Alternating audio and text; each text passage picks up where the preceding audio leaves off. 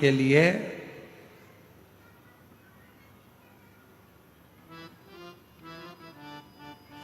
मां प्रकट जरूर। लोग कहते हैं कि अकेली है, नहीं, अकेली अकेली नहीं। एक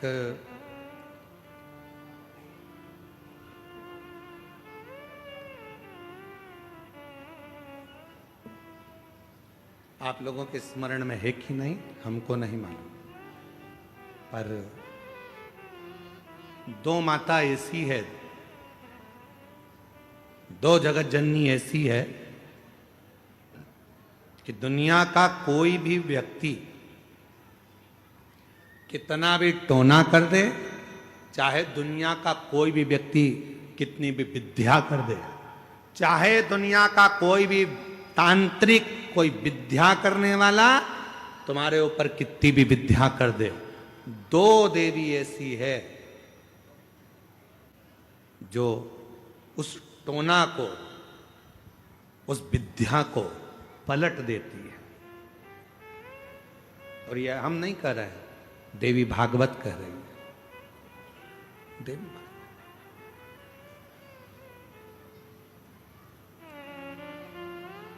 काली पुराण में भी इसका वर्णन आता है, देवी भागवत में भी इसका वर्णन आता है। दो देवी ऐसी हैं जो कोई अपने ऊपर अगर विद्या कर रहा है और वो दो देवी का स्मरण कर लिया जाए, उन दो देवी का नाम लेकर मात्र शंकर के शिवलिंग के सामने जो अशोक सुंदरी वाली जगह होती है, वहां पर अगर इन दो देवियों का नाम लेकर अगर जल चढ़ा दिया जाए तो किसी ने अगर विद्या करी भी होती है तो पलट जाती है। कोई कितना भी बड़ा तुम्हारे लिए तंत्र मंत्र कर रहा हो, वो तुरंत पलट जाता है, एक क्षण नहीं लगता और उनका नाम लेने से ही पलट जाता है। दो देवी, एक प्रत्यग्रा माता, एक है प्रत्यग्री माता और दूसरी है दंतेश्वरी माता, जिसका काली पुराण में विशेष वर्णन लिखा हुआ।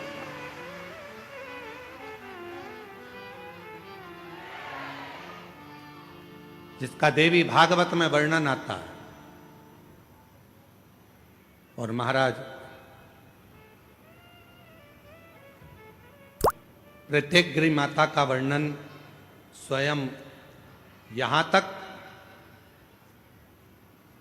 प्रत्यग्रा माता का वर्णन यहां तक अथर्व वेद में भी प्रत्यग्री माता का वर्णन और दंतेश्वरी माता का स्मरण यहां तक अथर्व वेद में भी वर्णित किया गया प्रत्यग्री माता का। काली पुराण में तो है, देवी भागवत में भी है। ये जो दो देवियां हैं, एक प्रत्यग्री माता और दूसरी, जम के बोलो, दंतेश्वरी माता। ये दो माता ऐसी हैं, अगर भगवान शंकर का ये शिवलिंग है, ये जलाधारी है, माता पार्वती जी का हस्तकमल, और यहां सामने एक मोटी सी लाइन होती है अशोक सुंदरी का स्थान, इधर गणेश जी, इधर कार्तिकेय जी।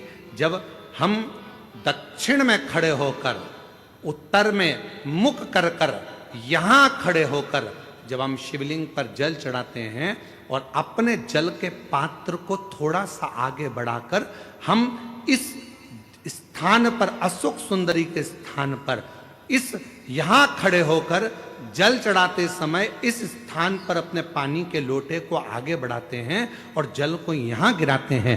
प्रत्यग्री माता का नाम लेकर या मां दंतेश्वरी का नाम लेकर जब हम चढ़ाते हैं, आज दिन भर में अगर कोई ने भी हमारे ऊपर विद्या करी होती है, वो 2 मिनट के अंदर वो कटकर गिर जाती है और कोई असर नहीं हो पाता।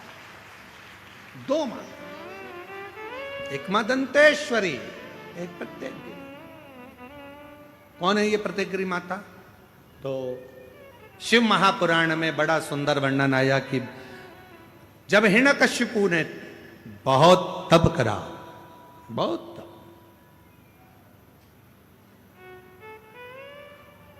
बहुत तप,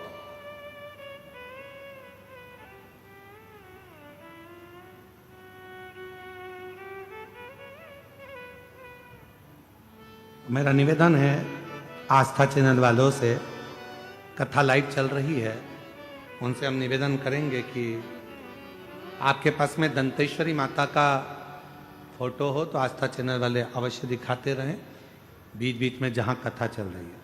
और प्रत्येकगिरी माता का अगर फोटो हो तो सिंह का मुंह होगा माँ का, स्त्री का शरीर होगा माँ का, और बड़े बड़े दंत होंगे उनके प्रत्येकगिरी माता के। अगर वो भी चित्र हो तो अवश्य जहाँ कथा चल रही है तो लोगों को मालूम पड़े कि प्रत्येकगिरी माता कौन सी है, दंतेश्वरी माता कौन सी है, उनका स्वरूप का दर्शन अवश्य करें।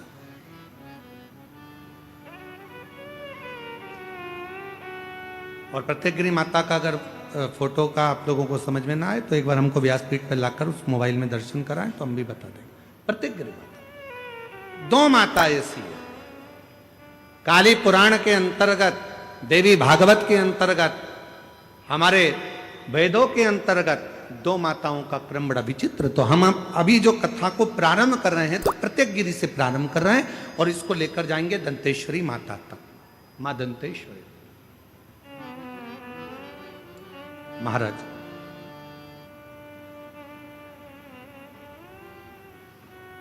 हिरण्यकशिपु ने तप किया, वर मांगा भगवान से, वर प्राप्त किया। ना नीचे मरूं ना ऊपर मरूं, ना अंदर मरूं ना बाहर मरूं, ना अस्त्र से मरूं ना शस्त्र से मरूं। एक प्रत्येक माता का मोबाइल तो निकालो।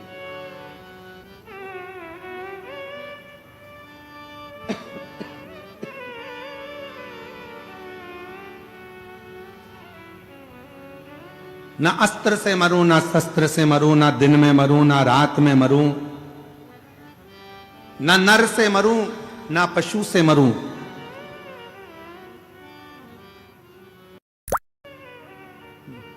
ना ही 12 महीने में मरूं। ये हिरण्यकशिपु ने वर मांगा, वर दिया तथास्तु, ठीक है। और वो वर मिल गया। हिरण्यकशिपु बड़े बहुत प्रबल हो गए, ऐसा वर प्राप्त हो गया कि अब मेरे प्राण नहीं छूटेंगे, ऐसा वर मिल गया मुझको कि अब मैं मरूंगा नहीं।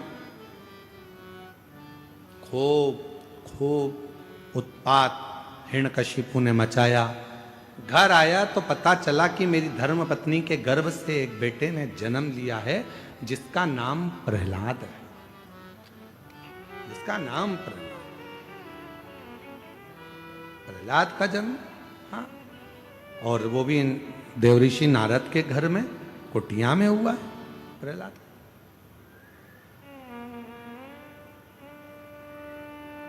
हिरण्यकशिपु प्रहलाद की भक्ति को देखते रहे, क्योंकि प्रहलाद देवऋषि नारद के घर में रहे तो उन्होंने भगवान का भजन सुना, भगवान का स्मरण सुना। और हिरण्यकशिपु की धर्मपत्नी गर्भस्थ थी, जिसको मारने के लिए स्वयं इंद्र लेकर जा रहे थे कि गर्भ में जो बच्चा होगा वो मारना जरूरी है, नहीं तो हिरण्यकशिपु जैसा क्रोधी होगा, वह भी विवाद करने वाला होगा, असुर होगा। तो नारद जी ने उसको छुड़ा लिया था और नारद जी ने उसको इतना ज्ञान दिया था, इतना ज्ञान दिया कि गर्भस्थ बालक भगवान की अविरल भक्ति में डूबने वाला उत्पन्न हुआ। इसलिए हमारे पुराने समय की माताएं कहती हैं कि गर्भ में जब बच्चा रहे उस समय पर रामायण गीता का स्मरण करना चाहिए, गर्भवती नारी को भगवान का भजन करना चाहिए, गर्भवती नारी को भगवत स्मरण करना चाहिए, गर्भवती नारी को भगवान को जल चढ़ाना चाहिए, गर्भवती नारी को अच्छे अच्छे पुराण वेद और शास्त्र श्रवण भी करे और पढ़े भी। पर आज के जमाने में जैसे गर्भ ठेरता है डॉक्टर कह देते हैं बेड रेस्ट, पलंग पर पड़ी रहो दिन भर।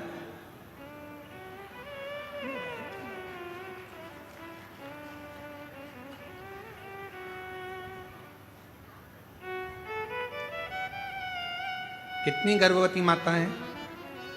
ईमानदारी से बोलना, तुम्हारे मोहल्ले में भी कई गर्भवती माताएं होंगी। कितनी हैं जो रामायण पढ़ती हैं, कितनी हैं जो गीता पढ़ती हैं, कितनी हैं जो शिव पुराण पढ़ती हैं, कितनी हैं जो भागवत पढ़ती हैं। बहुत ना के बराबर कोई माताएं होंगी जो गर्भ अवस्था में भगवान का भजन करती होंगी, गीता रामायण पढ़ती होंगी। बेड रेस्ट का बोल दिया जाए तो माताएं अपना मोबाइल लेकर दिन भर, मम्मी उठ नहीं सकती क्योंकि डॉक्टर ने बेड रेस्ट बोला है, तो मम्मी भी बेचारी क्या बोले, सास तो हमेशा बुरी होती है बेचारी, बोल के भी बुरी होना।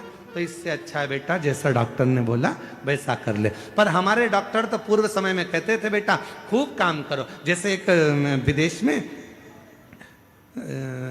एक संत घूमने गए तो वहां उन्होंने देखा 2 तरह का हॉस्पिटल था। इधर लिखा था कि ऑपरेशन से बच्चे होते हैं और इधर लिखा था नॉर्मल डिलीवरी होती है। अब डॉक्टर को, संत को लगा बताओ गजब का हॉस्पिटल है, एक ही हॉस्पिटल में 2 जगह लिखा है, इधर ऑपरेशन से होते हैं, इधर लिखा है कि नॉर्मल डिलीवरी होती है। तो संत ने पूछा क्यों भैया, ये ऑपरेशन से बच्चा होता है इसका कितना पैसा लगता है? तो उन्होंने कहा इसके लगभग 5 लाख रुपए लगते हैं। अच्छा, और जो ये नॉर्मल डिलीवरी होती है इसका, तो कहा इसके लगभग 20 लाख रुपए लगते हैं।